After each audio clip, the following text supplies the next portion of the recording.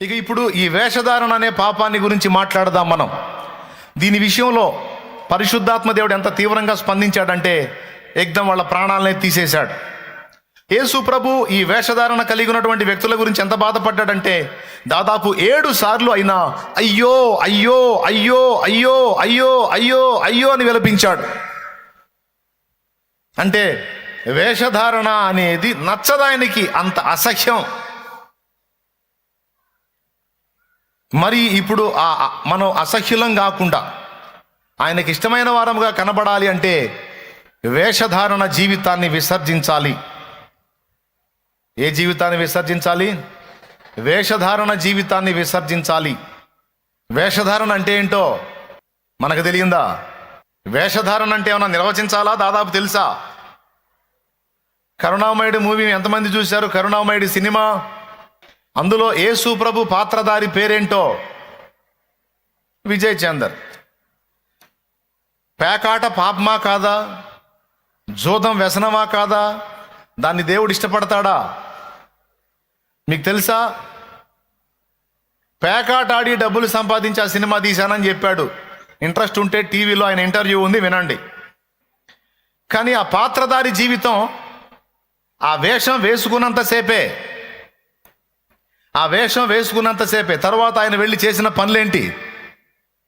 ఆయన యేసు ప్రభు పాత్ర వేసినప్పుడు నిజంగా ఆయన క్రియలలో కూడా యేసు ప్రభు లాగున్నాడా? లేడు. పూర్తిగా ఆయన భయంకరమైన లోకస్తుడు. కానీ గెటప్ వేసుకున్నప్పుడు మాత్రం ఆయన యేసు ప్రభు లాగా నటించాడు. నటన జీవితం. వాస్తవంగా శాస్త్రులు పరిసయ్యుల విషయంలో ప్రభువుకి అదే కనపడింది. పై వాటినన్నిటినీ చాలా తీవ్రంగా చూపించి అసలైన దాన్ని నిర్లక్ష్యం చేసేటట్లు వాళ్ళు చేశారు. ఎలానో తెలుసా?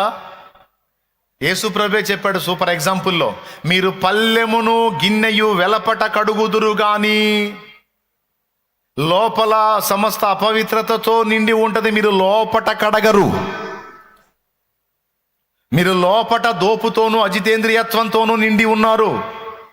మీ హృదయం లోపల భయంకరమైన క్రౌర్యం, అసూయ, దుర్మార్గం,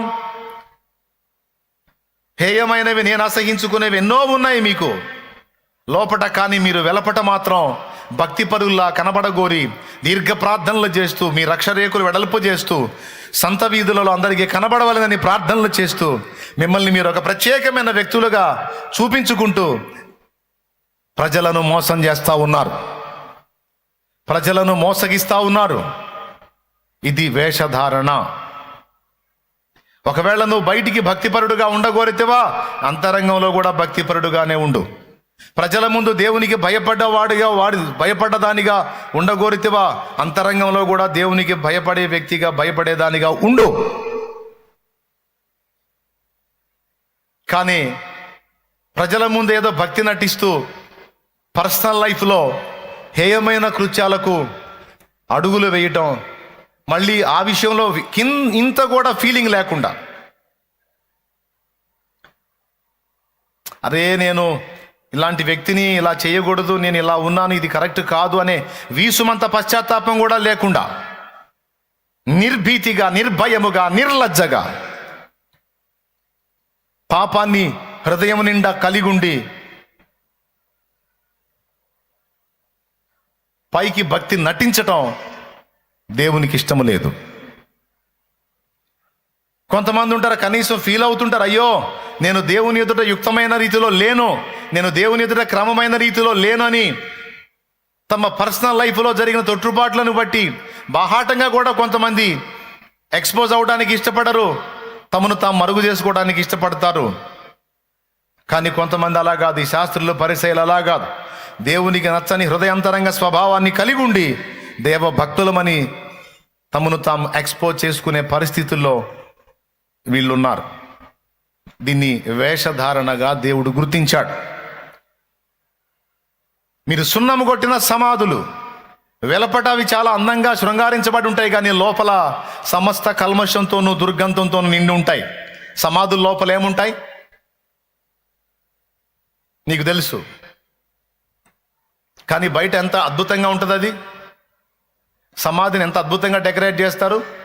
వాళ్ళ ప్రేమను బట్టి ఎంత అందంగా అలంకరిస్తారు, వాళ్ళ ప్రేమను బట్టి. కానీ దాని లోపల ఉంది మాంసము, కుళ్ళిపోయిన మాంసం, ఎముకలు, దుర్గంధం, అసహ్యకరమైనటువంటి దేహస్థితి. ఇక్కడ దేవుడు మాట్లాడుతున్న మాటల్ని స్పష్టంగా గ్రహించండి ప్రియులారా. భక్తిని నటించొద్దు.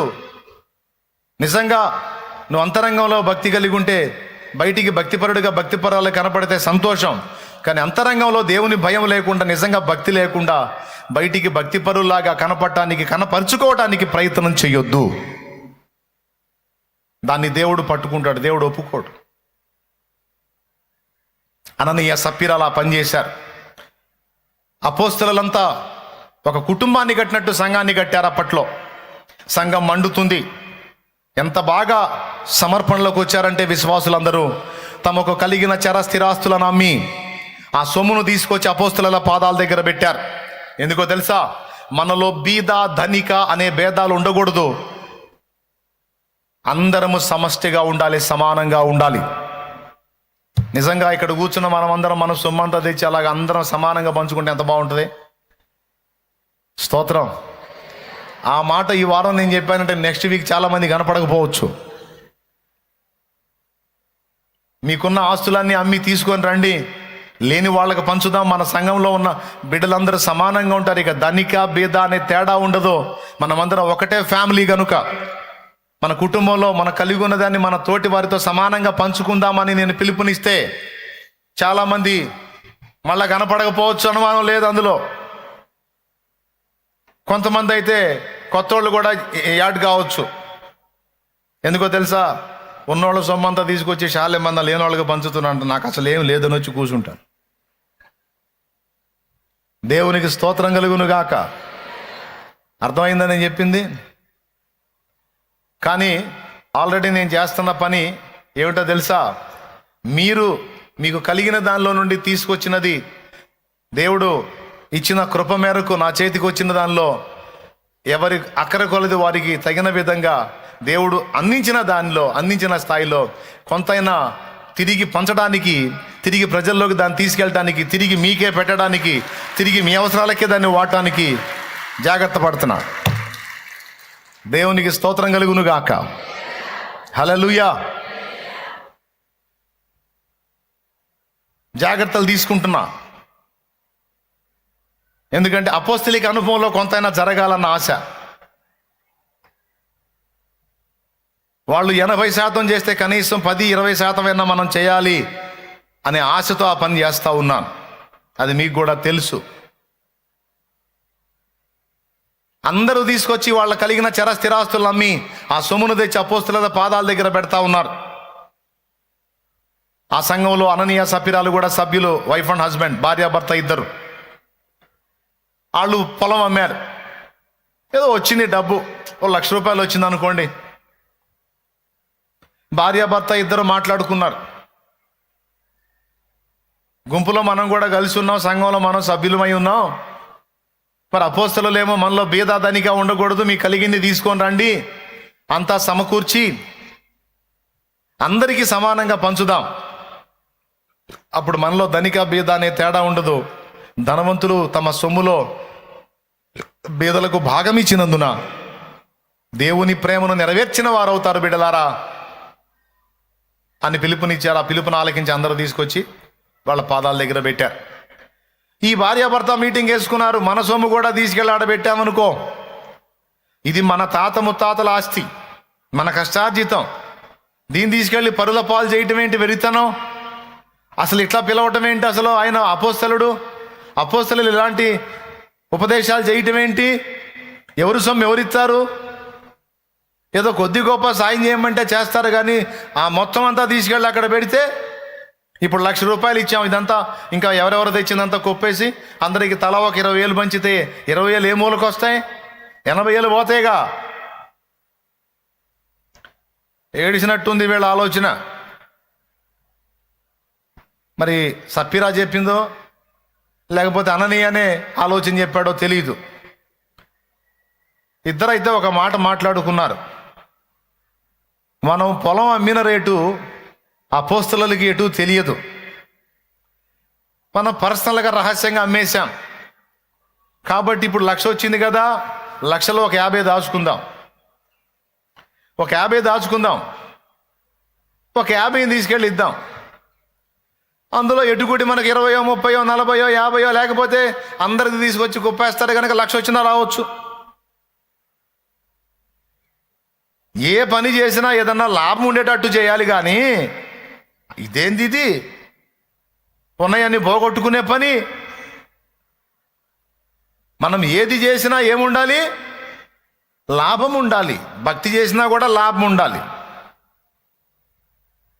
అనవసరంగా ఏది చేయకూడదు. ఇప్పుడు ఒక 50, 40, 20 ఇచ్చామనుకో, అందరికి ఒప్పేసినప్పుడు వస్తే మనకి 20 రావచ్చు, లేదా 40 రావచ్చు, 60 రావచ్చు, 80 రావచ్చు, 1,00,000 రావచ్చు, పైన రావచ్చు.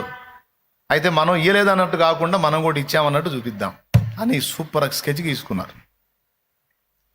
ఇది ఎవరికి తెలియదు అనుకున్నారు. కానీ సంఘము నేలుతున్నవాడు పరిశుద్ధాత్మ, అపోస్తలుల మీద పనిచేస్తున్నవాడు పరిశుద్ధాత్మ. ఆయనకు తెలీదు. దేవుని కంటిని మరుగు చేయగలమా? దేవుని మోసగించగలమా? అగ్ని వంటి నేత్రములు గలవాడు, అగాధంలో కూడా చూడగలవాడు ఆయన. దేవా, నీ కనుల నుండి నేను ఎక్కడ తప్పించుకుంటాను? ఆకాశానికి ఎగిపోతే ఎక్కడున్నావు, పాతాళానికి దిగిపోతే ఎక్కడున్నావు నాయన, ఎక్కడ తప్పించుకోలేనని భక్తుడు అన్నట్టు ఆయన అగ్ని వంటి నేత్రాలను ఎక్కడ తప్పించుకుంటాం? ఆ సొమ్ము తీసుకొని వచ్చి అపోస్తలుల పాదాల దగ్గర పెట్టాడు, పేతురు పాదాల దగ్గర పెట్టాడు. అందరూ తమ సొమ్ము తీసుకొచ్చి పెడతా ఉన్నారు. ఎవరిని కదిలించలా, ఎవరిని బలకరించలా. పేతురు, అననీయ సొమ్ము తీసుకొచ్చి క్యూలో అలా పెట్టి వెళ్ళాడు. 2 అడుగులు వేశాడు, పిలిచాడు, అననీయ, నీ భూమి వెల ఇంతేనా? నీవు ఇంతకే అమ్మితివా? కొంత సొమ్ము దాచుకోలేదా? ఇలా దాచుకొని దేవుని మోసగించడానికి సాతాను ఎందుకు నీ హృదయమును ప్రేరేపించాడు? ఇలాంటి పరిస్థితుల్లో నువ్వు వెళ్ళడానికి నీ హృదయంలో వాడికి స్థలం ఎందుకు ఇచ్చావు? ఇక్కడ ఒక రహస్యం బట్టబయలు చేస్తున్నాడు పేతురు.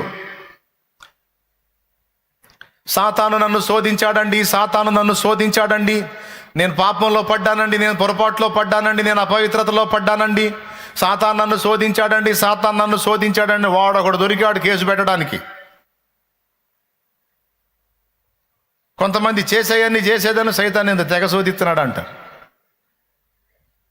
బాగా వినండి, ఏమనుకోవద్దు. చేసేయన్ని చేస్తారు, మళ్ళీ సైతాన్ని ఎంత తెగ శోధిస్తున్నాడు.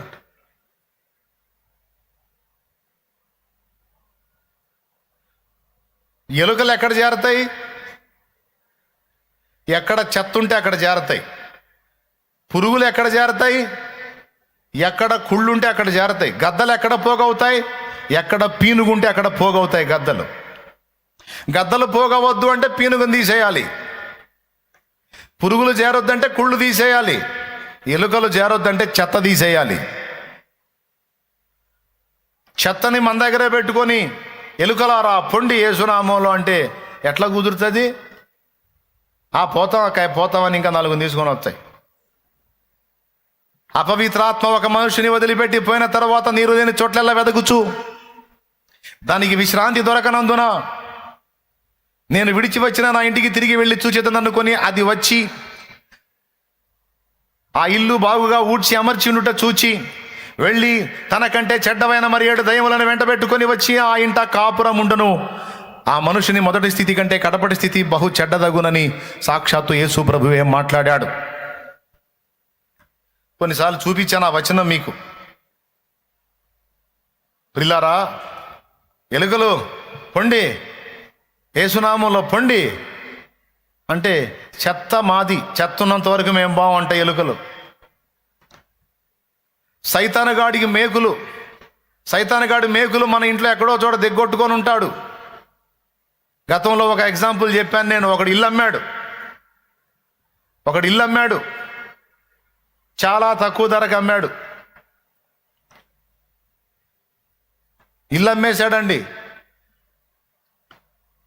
తక్కువ ధరకు వస్తుందని తపనగాడు ఒకడు కొన్నాడు. కొనేటప్పుడు, ఇల్లు అమ్మేటప్పుడు ఒక మాట చెప్పాడు, సార్ ఇల్లు మొత్తం మీదే, కానీ ఇదిగో ఈ మేకు చూడండి, ఈ మేకు మా ముత్తాత కొట్టిన మేకది. ఏ తాత? మా ముత్తాత కొట్టిన మేకు. ఆ మేకుని మా తాత కూడా తీయలేదు, మా ముత్తాత తీయలేదు, మా నాన్న తీయలేదు, నేను తీయలేదు. 4 తరాల నుంచి వస్తున్న మేకది. ఇల్లు మొత్తం అమ్ముతాగా నా మేకును మాత్రం అమ్మను నేను. ఆ మేకు నాది. కావాలంటే రూపాయి తగ్గించి ఇస్తాను అన్నాడు. సరేలేదు, మేకేం చేసుకుంటాడు వాడు? మేకేం చేసుకుంటాడు వాడు? ఇల్లు తక్కువకు వస్తుంది కదా అని మేకును వదిలిపెట్టి ఇల్లును కొన్నాడు. అయిపోయింది. ఇక వీడు తడవుకు వచ్చి తలుపు కొడుతున్నాడు.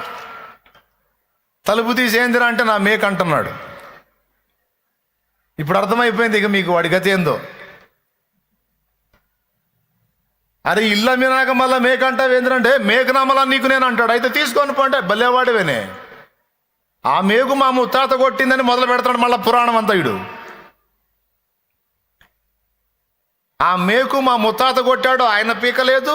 మా తాత, మా నాన్న, నేను కూడా, నువ్వు కూడా ఆ మేకు పీకడానికి లేదు.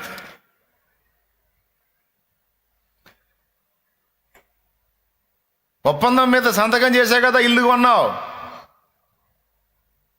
కర్మరా బాబు. ఇప్పుడు ఏం చేస్తావు? ఏం లేదు, మేకు చూసుకోవడానికి వచ్చా. మేకు చూసుకోవడానికి వచ్చా. సరిపో, చూసుకోబో. ఇక మేకు కోసం అని వస్తున్నాడు, ఇంట్లో మొత్తం చూస్తున్నాడు. ఒక్కోసారి మధ్యాహ్నం వస్తాడు, భార్య తలుపులు తీసిద్ది. ఏందయ్యా అంటది, మేకు అంటాడు. నా భర్త లేడు, నేను ఒక్కదాన్నే ఉన్నాను. ఒక్కదాని ఇవన్నీ లెక్కలు తీసి పక్కన నా మేకు.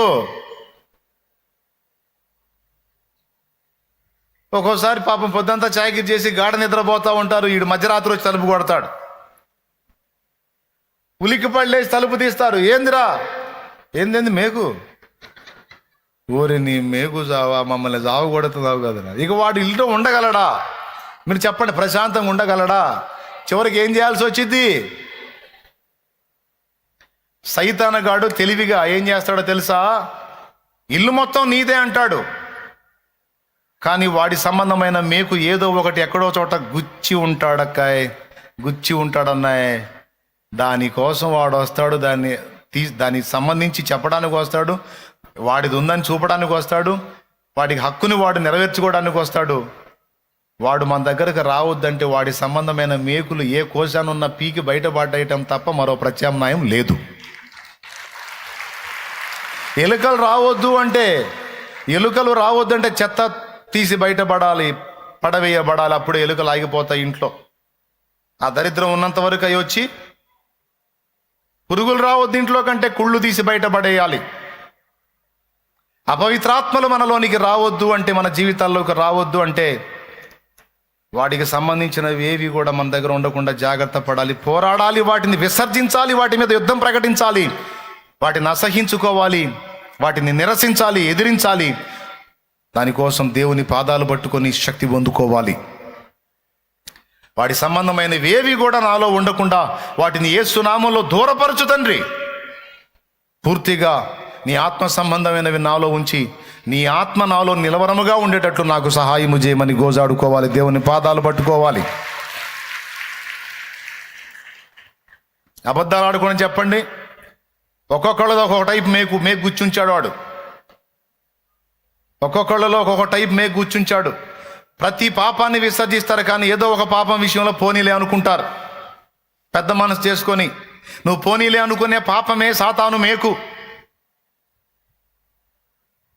ఆ ఒక్కటేగా అనుకోని కదా వాడు ఇల్లు కొంది. ఆ ఒక్కటేగా వీడు చూసావా, ఆ ఒక్కదాన్ని చూపించి ఎన్నిసార్లు వచ్చాడో. చివరికి ఏ గతి పట్టిందంటే ఆ ఇల్లు వాడికి అప్పచెప్పాల్సి వచ్చింది. మళ్ళీ డబ్బులు ఇచ్చింది కాక మళ్ళీ ఇల్లు అప్పచెప్పాల్సి వచ్చింది. ఇంటికి నీ మేకు ఒక దండం పోరా అని వాడు ఖాళీ చేసిపోయాడు. ఇంకేం చేస్తాడు మరి? సాతాను చాలా కుయుక్తిపరుడు.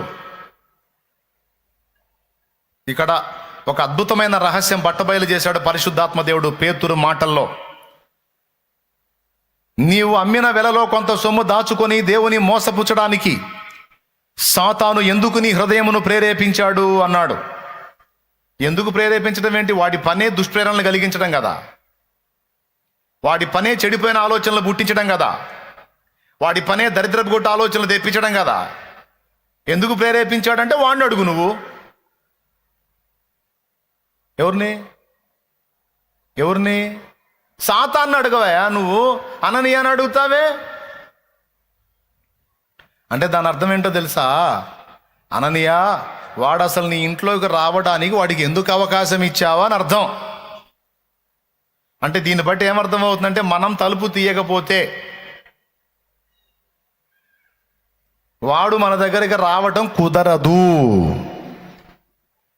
వాడు మన జీవితంలోనికి, మన బ్రతుకుల్లోనికి, మన దేహంలోనికి, మన హృదయాల్లోనికి రావాలంటే తలుపు మనమే తీయాలి.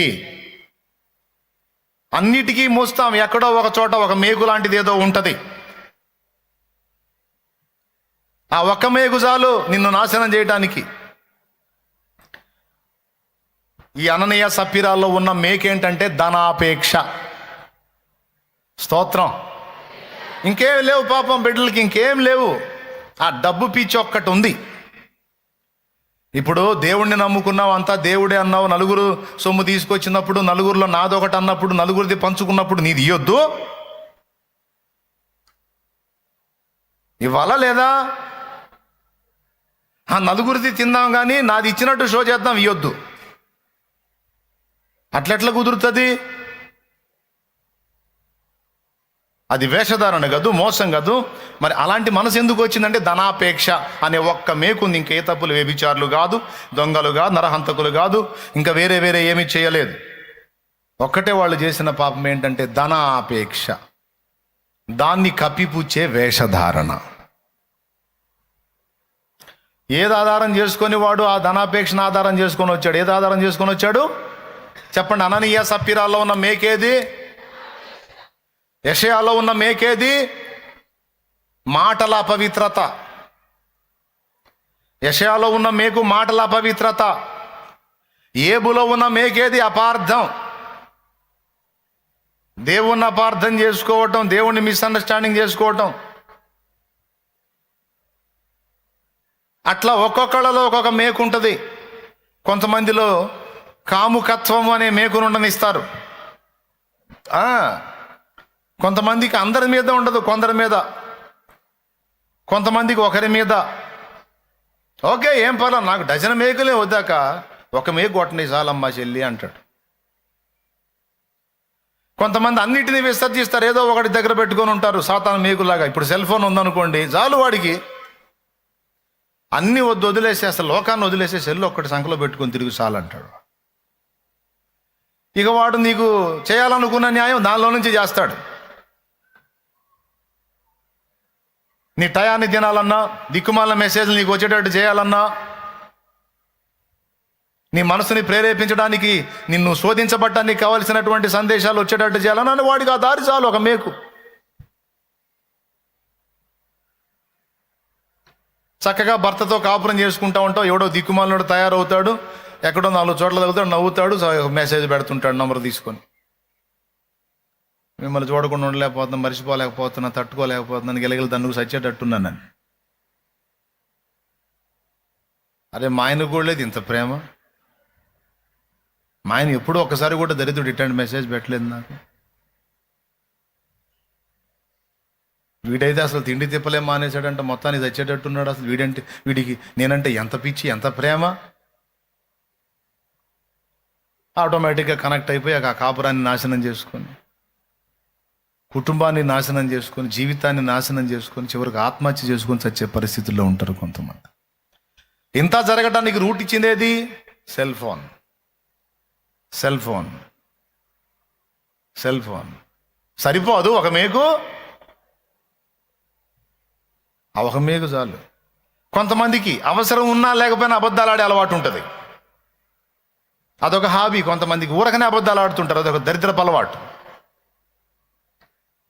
వాడికి ఆ మేకు చాలు, నువ్వే పాపం చేయదు, ఆ అబద్ధాలు ఆడుతుండు చాలు, అంతే. ఆ ఒక్కదాన్ని ఆధారం చేసుకొని నేను వస్తా పోతుంటానంటాడు. మైండ్ దగ్గర పెట్టుకొని నండి నాయన, జాగ్రత్త పడండి. ఎందుకు నీ హృదయమును ప్రేరేపించాడు అని పేతురు అడిగినప్పుడు అక్కడ మనకు అర్థమవుతుంది ఏంటంటే, సాతాను వచ్చి వాని మనసును ప్రేరేపించడానికి వాడికి ఉపయోగపడే సంగతేదో అననీయ సపీరాల్లో ఉంది. సాతాను వచ్చి యోధాను శోధించడానికి, యోధాను ప్రేరేపించడానికి సాతానుకు ఉపయోగపడేదేదో యోధాలో ఉంది. ఏమిటది? ఆ మేకు అంటే యోధాలో కూడా ధనాపేక్ష. వాడి హృదయ లోపలి పొరల్లో దాగి ఉంది. మన అంతరంగంలో ఎక్కడెక్కడ మన వీక్ పాయింట్ ఉందో లూసిఫర్కి బాగా తెలుసు. ఎక్కడ చిక్కుతావో ఆ పాయింట్లో పట్టుకొని కొడతాడు వాడు నిన్ను. అనవసరంగా ఫైట్ చేయడు. మహా దుర్మార్గుడు వాడు, మంచి ముదురు. క్లియర్గా అర్థమవుతుందా? గలిబిలిగా ఉందా? ఎంతమందికి అర్థమవుతుందో చేతులు ఎత్తితే సంతోషపడతాం. దేవునికి స్తోత్రం. కొంతమందికి ఇవ్వండో అహంకారం ఉంటుంది, గర్వం ఉంటుంది, లెక్కలేనితనం ఉంటుంది. కొంతమందికి దురాశ ఉంటుంది. వీళ్ళకి దురాశ ఉంది, హృదయంలో దురాశ. ఒక దెబ్బకి 2 పెట్టెలు అన్నట్టుగా రెండంత లాభం రావాలి మనం ఏది చేసినా. ఆఖరికి భక్తి చేసినా కూడా దేవుని దగ్గర కూడా అలానే ఆలోచించారు. ఎంత దారుణం జరిగిందంటే భార్యాభర్త ఇద్దరు హతులైపోయారు. ఎందుకు? వారు పరిశుద్ధాత్మను మోసపుచ్చారని రాస్తుంది, దేవునితో అబద్ధం ఆడారని రాస్తుంది. మనుషులు ఆడుతున్న అబద్ధాల విషయంలో ఎగ్జామ్షన్ ఉంటుందేమో కానీ మనుషులు దేవునితో ఆడే అబద్ధాల విషయంలో ఎగ్జామ్షన్ ఉండదు. ఖచ్చితంగా జడ్జిమెంట్ వస్తుంది. దేవునికి స్తోత్రం కలుగును గాక. ముఖ్యంగా ప్రభు బిడ్డలమైన మనము, దేవుని ఆశీర్వాదాన్ని రెండంతలుగా పొందగోరుతున్న మనము, దేవుని రెక్కల నీడలో ఆశ్రయం పొందగోరుతున్న మనము, దేవుని కార్యాలను అనుభవించాలని ఆశిస్తున్న మనము, దేవుని పాత్రలంగా వాడబడాలని కోరుకుంటున్న మనము ఈ విషయాలను మర్చిపోకూడదు. ఈ విషయాల్లో చాలా జాగ్రత్తగా ఉండాలి. ప్రతి ఒక్కళ్ళకి ఏదో ఒక వీక్ పాయింట్ ఉంది. చూసుకోండి, వెతుక్కోండి. కొంతమందికి 1, 2, 3, కొంతమంది 4, 5 కూడా ఉంటాయి. ఒక్కొక్క ఇంట్లో ఒక మేకే ఉంటుంది, కానీ కొన్ని ఇళ్లలో అయితే 5, 6 మేకులు ఉంటాయి. ఈరోజు దేవుడు చెప్తున్నాడు, మేకులు పీకండి, సైతాన్ రాడు. కానీ ఆ మేకులు ఉండనిచ్చారంటే మాత్రం ఎలుకలు ఆగిపోవాలంటే చెత్త బయట పడేయాలన్నట్టుగా నీలో ఉన్న చెత్త ఏదో నీకు తెలుసు. నిన్ను పదే పదే సాతాను శోధించడానికి ఉపయోగపడుతున్న చెత్త ఏదో నీకు తెలుసు. నాలో ఉన్న చెత్త ఏదో నాకు తెలుసు. కష్టపడి ఎట్లనన్నా దేవుని పాదాలు పట్టుకొని పోరాడి పెనుగులాడి దాన్ని బయట పడేయటం తప్ప వేరే మార్గం లేదు. దాన్ని బయట పడేయటానికి నీ శక్తి చాలకపోతే దేవుని గోజాడుకో. దేవా శక్తినిమ్మని ఏడు, దేవా బలమిమ్మని ఏడు. నువ్వు అడిగి విశ్వసించు, తప్పకుండా ఆయన నీకు తన బలాన్ని, శక్తిని ఇస్తాడు. నువ్వు దాన్ని తొలగించుకోగలుగుతావు. లేకపోతే దాన్ని ఆధారం చేసుకొని వాడు నిన్ను పదే పదే దర్శిస్తాడు. చివరికి నువ్వు వేషధారిగా మిగిలిపోతావు. అర్థమైందా? ఒక్కసారి మీరు చూడండి, యెహెజ్కేలు గ్రంథము 33వ అధ్యాయం 31వ వచనం. హృదయాలను వెతుకుతున్నాడు చూడండి, మనుషుల హృదయాలను కనిపెడుతున్నాడు చూడండి. యెహెజ్కేలు గ్రంథము 33, 31. నా జనులు రాదగిన విధముగా వారు నీ యొద్దకు వచ్చి నా జనులైనట్టుగా నీ ఎదుట కూర్చుండి నీ మాటలు విందురు గాని వాటిని అనుసరించి ప్రవర్తింపరు. అద్దుగో పట్టుకున్నాడు. నా జనులు, మళ్ళా బయటోళ్ళు కాదండో, అన్యులు కాదు, నా జనులు రాదగిన విధముగా వారు నీ యొద్దకు వచ్చి నా జనులైనట్టుగా నీ ఎదుట కూర్చుండి నీ మాటలు విందురు గాని వాటిని అనుసరించి ప్రవర్తింపరు. వారు నోటితో ఎంతో ప్రేమ కనపరచుదురు గాని వారి హృదయము లాభమును అపేక్షించుచున్నది అన్నాడు. చూసారా? వారు నోటితో ఎంతో ప్రేమ కనపరచుదురు గాని వారి హృదయము లాభమును అపేక్షించుచున్నది. ఆఖరికి ఇప్పుడు ఈరోజు దేవుని పాదాల చెంతకు వచ్చి కూర్చున్న నువ్వు కూడా ఇందాక చేసిన ఆరాధన ఏ మనసుతో చేశావో దేవుడికి తెలుసు. ఇచ్చిన అర్పణ ఏ మనసుతో ఇచ్చావో దేవుడికి తెలుసు. ఆయన పాదాల దగ్గరికి వచ్చినప్పుడు ఏ మనసుతో వచ్చావో కూడా దేవునికి తెలుసు. నన్ను ప్రేమించా, లేకపోతే నేను ఇస్తానన్న వాటిని ప్రేమించా? దేని మీద ప్రేమను బట్టి వారు నన్ను హత్తుకుంటున్నారు? దేని మీద ప్రేమను బట్టి వాళ్ళు నా దగ్గరకు వస్తున్నారు? దేవుడికి తెలియదు. మన హృదయాలన్నిటినీ ఎరిగినవాడు ఆయన. ఆయన కంటికి మరుగైనది ఏదీ లేదు. మన అంతరంగాలు తెలుసు ఆయనకి.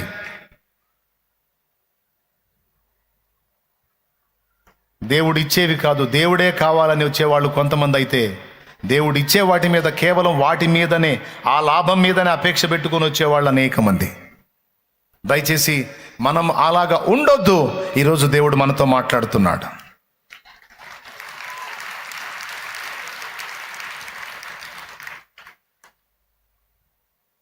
ఎవరికైనా సాయం చేసేటప్పుడు కూడా మళ్ళా ప్రతిఫలాపేక్షతో చేయొద్దు. జెన్యూన్గా, యథార్థంగా చేసేసాయి. నిండు మనసుతో చేసే, పూర్ణ హృదయంతో చేసే. దేవుడు కనిపెడతా ఉన్నాడు. ఆయన మన హృదయములను ఎరిగిన వాడు. ఎందుకు ఈ విషయాన్ని చెప్తున్నానంటే, దేవుని వాక్యం చాలా స్పష్టంగా ఇక్కడ చెప్పింది కాబట్టి. వారు రాదగిన విధంగా వచ్చి నా దగ్గర కనపడుతున్నారు కానీ చెప్తారే అది క్షేమకరం కాదు, వద్దు, వదిలేయని. వాడు వింటాడా? వినడు. వాడు ఆడింటాడు. వాని హృదయం, వాడి శరీరమే నా దగ్గర ఉంది, కానీ వాని హృదయం నాకు చాలా దూరంగా ఉంది. వాని హృదయం వేటి మీదనో ఎవరి మీదనో పెట్టుకొని తిరుగుతూ ఉంది. ఆ హృదయం. దేవుడు అంటాడు, నన్ను గాక నువ్వు దేన్ని ప్రేమించినా, ఎవరిని ప్రేమించినా, ఏ వస్తువుని ప్రేమించినా ఒకనాటికి నువ్వు ఏడుస్తా కూర్చుంటావు. దయచేసి నీ దృష్టి మళ్ళించి ఇటు చూడు, ఇటు చూడు, ఇటు చూడని దేవుడు మొత్తుకుంటాడు. ఆడవాళ్ళు మగవాళ్ళు అందరూ మైండ్ దగ్గర పెట్టుకొని ఈ మాటలు తీసుకోండి. నీ శరీరమే కాదు, నీ హృదయం కూడా దేవునికి కనెక్ట్ అయి ఉండాలి. నీ శరీరమే కాదు ఆయన సన్నిధిలో, నీ హృదయం కూడా ఆయన సన్నిధిలో ఉండాలి. కొంతమంది వాళ్ళ చెడు కార్యక్రమాలను నెరవేర్చుకోవడానికి దేవాలయాన్ని అడ్డం పెట్టుకుంటారని మీకు తెలుసా? వాళ్ళ అక్రమ కార్యాలను నెరవేర్చుకోవడానికి దేవుని మందిరాన్ని అడ్డం పెట్టుకుంటారని మీకు తెలుసా? మెసేజ్ పెట్టుకుంటారు, ఫలానా చర్చికి వస్తాను, నువ్వు కూడా అక్కడికి రా, మనం ఫలానా దగ్గర కలుద్దాం. మళ్ళీ ఎక్కడికి వస్తున్నారు? ఏ పేరుతో వస్తున్నారు? మీకు వింతైన విషయం చెప్పనా, వీళ్ళు కూడా అందరు లేచినప్పుడు లెగుస్తారు, వీళ్ళు కూడా ఆరాధిస్తారు, హల్లెలూయా చెప్తారు. మళ్ళా ఆ చెప్పిన టైం ప్రకారం వాడు వచ్చి ఎక్కడున్నావు? బయట ఉన్నా నేను అనగానే డింగమని లేచిపోయింది.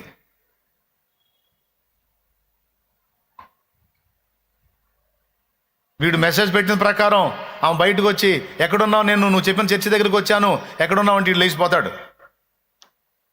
దరిద్రుడు. ఎవడికి కావాలరా నీ భక్తి అంటాడు దేవుడు. నేను కాదు. మళ్ళీ అరే అంటున్నాడు ఏంది అనుకున్నారు. దేవునికి స్తోత్రం. ఎవరి చెవులో రా నువ్వు క్యాబేజీలు పెడుతున్నావు, కాలీఫ్లవర్లు పెడుతున్నావు? ఎవరిని రా నువ్వు మోసం చేస్తున్నావు? వద్దు వద్దు వద్దు వద్దు. తెలిసి తెలియక ఒకవేళ అడుగులు జారితే సరిదిద్దుకో. తప్పు చేయనుడు అంటూ ఎవడూ లేడు, పొరపాటు పడనోడు అంటూ ఎవరూ లేరు. దేవుడు కోరుతుంది ఏంటంటే దాన్ని విసర్జించి మారు మనసు పొంది తన వైపు తిరగమని. ఇప్పటిదాకా దూరంగా ఉన్న హృదయాన్ని దేవునికి దగ్గర చేసుకోమని దేవుడు పిలుస్తున్నాడు. ఇప్పటిదాకా ఆయన మాటలకు అవిధేయత చూపిన నీ హృదయాన్ని ఇక నుంచి విధేయత చూపినట్లు లోబరుచుకోమని మాట్లాడుతున్నాడు దేవుడు. ఆయన మాటలు విని మన హృదయం లోబడిన ఎంత మేలు మనకు అలాగే జరుగునుగాక. ఆయన మాట విని మన హృదయము ఆయనకు లోబడునుగాక, ఆయనకు లోబడునుగాక, ఆయనకు లోబడునుగాక. మనం ఇక్కడ ఎట్లా ఉన్నామో, బయట బహిరంగ జీవితంలో ఎలాగున్నామో, పర్సనల్ లైఫ్లో ఎలాగున్నామో అన్నీ నా తండ్రికి తెలుసు. దేవుడు ఒప్పుకుంటున్నాడా? దేవుడు ఒప్పుకోవట్లా. వేషధారణతో రాజీ పడుతున్నాడా? రాజీ పడట్లా. విసర్జించమంటున్నాడు. ఈ వేళ ఏం కోరుకుంటున్నారంట? హృదయంలో లాభాన్ని కోరుకుంటున్నారంట. చేసే భక్తి వెనక కూడా లాభాన్ని, భౌతిక లాభాన్ని ఆశిస్తూ ఉన్నారు. అంటే వాళ్ళు ఏం ఆశించి వచ్చారో దేవుడికి అర్థమైపోయింది. కానీ భక్తుడు ఏమన్నాడు తెలుసా? యెహోవా నీవే నా భాగము అన్నాడు. యెహోవా నీవే నా స్వాస్థ్యము అన్నాడు. యెహోవా నీవే నా ధననిధి సంపదల గని అన్నాడు. నాకు అక్కర్లుంటే ఉండొచ్చు, అవసరాలుంటే ఉండొచ్చు, సమస్యలుంటే ఉండొచ్చు, అవన్నీ నువ్వే తీరుస్తావు. కానీ వాటిని తీర్చమని కేవలం నిన్ను కాకపట్టడానికి రాలా. నువ్వు అవి తీర్చినా తీర్చకపోయినా నువ్వు నా దేవుడవు, నన్ను ప్రేమించి ప్రాణం పెట్టిన వాడవు గనుక నేను నిన్ను ప్రేమిస్తున్నాను. గతకాలమందు నువ్వు చేసిన ప్రతి ఉపకారమును బట్టి కృతజ్ఞతలు చెల్లిస్తున్నాను. కేవలం నిన్నే ప్రేమించి నువ్వు ఇచ్చినా ఇయ్యకపోయినా, నువ్వు పలికినా పలకకపోయినా, నువ్వు కృప చూపినా చూపకపోయినా, నేను కాస్తో కోస్తో నిన్ను ఎరుగుదును గనుక ఇదిగో ప్రభువా, నేను నిన్నే ప్రేమించి నీ పాదాల దగ్గరికి వచ్చాను. నువ్వు చాలు, నువ్వు చాలు, నువ్వు చాలు. ఎన్ని హృదయాలు అలా ఉన్నాయి. నేనైతే దేవుని ముందుకు వచ్చినప్పుడు నేను అదే మనసుతో వస్తున్నానన్నా.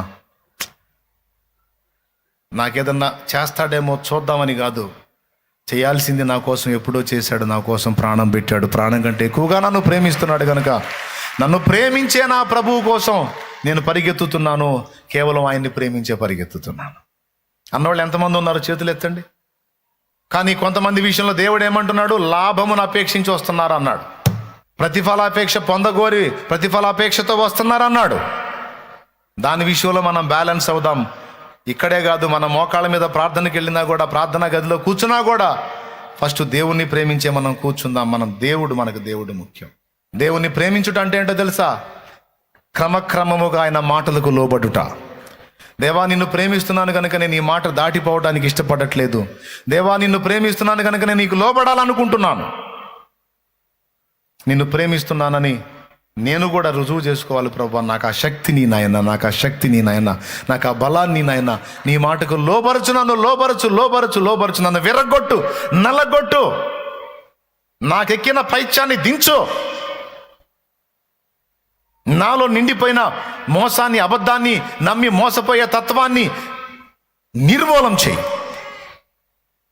నన్ను పరిశుద్ధపరచు, నీ మాటలకు లోబడినట్లు నన్ను చేయి, లోబరచు. అవసరమైతే యాకోబు తొడగూడు వసలగొట్టినట్టు నన్ను విర్రగొట్టి, నల్లగొట్టి నీ వశంలోకి తీసుకో.